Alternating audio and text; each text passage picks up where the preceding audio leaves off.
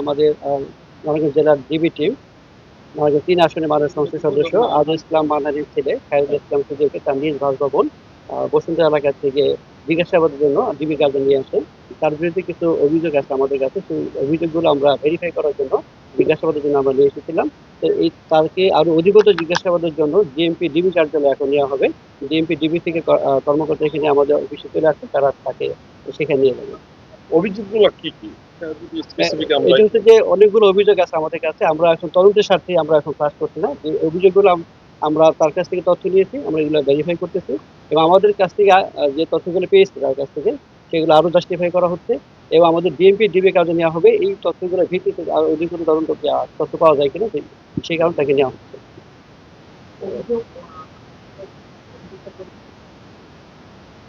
অভিযোগ আসলে অনেকেই অভিযোগ উল্লেখ করেছে, স্পেসিফিক আমি কারো নাম বলবো না। আমরা অভিযোগগুলো পেয়েছি কিন্তু তারা এখনো মামলা করার জন্য আসে নাই, কিন্তু অভিযোগ জমা দিয়েছে, এই জন্য আমরা নামগুলো